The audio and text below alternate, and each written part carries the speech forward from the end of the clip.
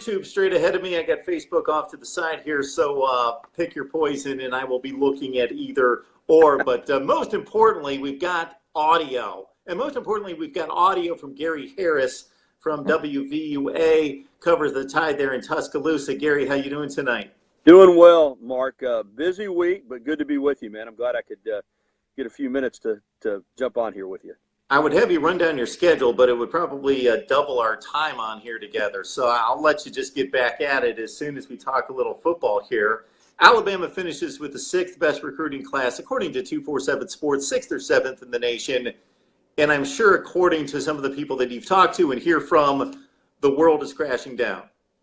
Yeah, it's amazing, isn't it? When sixth or seventh in the country is considered bad, but you know, when you're first or second for 7 or 8 straight years, the expectation is so high, and they didn't reach it this year. You know, Kirby Smart locked down the state of Georgia. What's interesting, Mark, is I thought they did really well in the December signing period. Signed 15 guys, including Jerez Parks from, last year, and he came on in and entered school. And I thought they were set up for that typical Alabama run in the late period.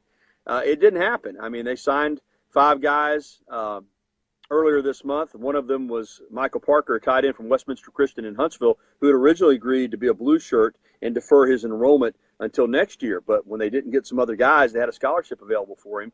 It's a really good class. It's a solid class. There'd be a lot of places around the country they'd be celebrating the top 10 class, as you know.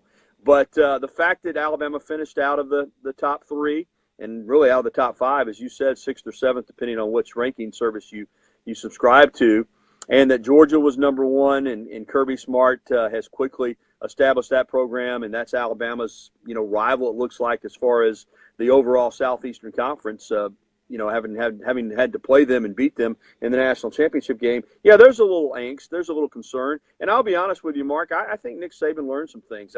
This being the first time to have the split signing period, he was not a big fan of it. A lot of other coaches really excited about it. He didn't like it from the get-go.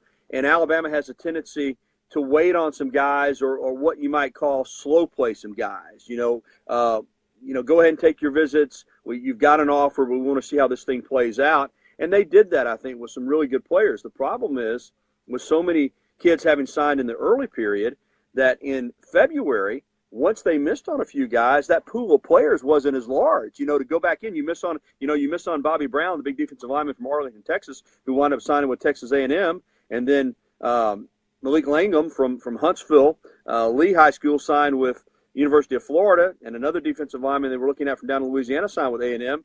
And all of a sudden, there's no other defensive lineman to go sign.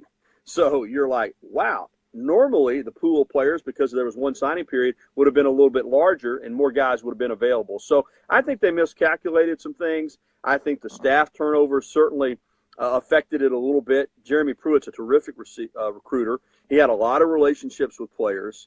J.J. Peterson, a linebacker from Georgia, wound up signing with Tennessee. There's no doubt in my mind he would have signed with Alabama had Pruitt been here. Probably Quay Walker, another linebacker as well, who had a great relationship with Derek Ainsley, the secondary coach, who's now with the Raiders. So I think it was a number of different factors that played into it, and we saw Alabama slip just a little bit. The problem for everybody else is they're already so loaded that they can afford to miss on a couple of guys and be okay. But I think next year Saban's putting this staff together.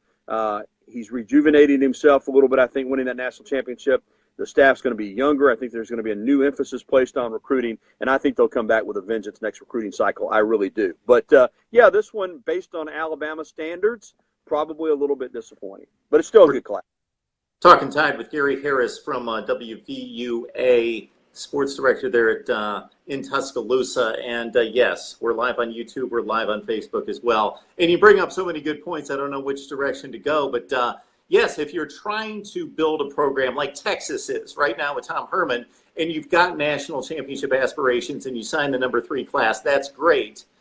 But what you just mentioned is Alabama's calling card is they've stacked so many classes. A number 6 ranking, even if it is legitimately the 6th best class, doesn't hurt this group because they've got so much talent on the roster already and have things rolling. I just think it's the perfect storm also for the fans to point to, as you mentioned, Kirby Smart. Wow, didn't we just face them in a national championship game? And they probably should have won that game in Mount. they're actually getting even better at Georgia, plus just missing out on what was expected to be a late rush, a closing run by Nick Saban to grab some of those great players the final day. And besides getting Surtain, they weren't able to do that to grasp a number 3 or better class.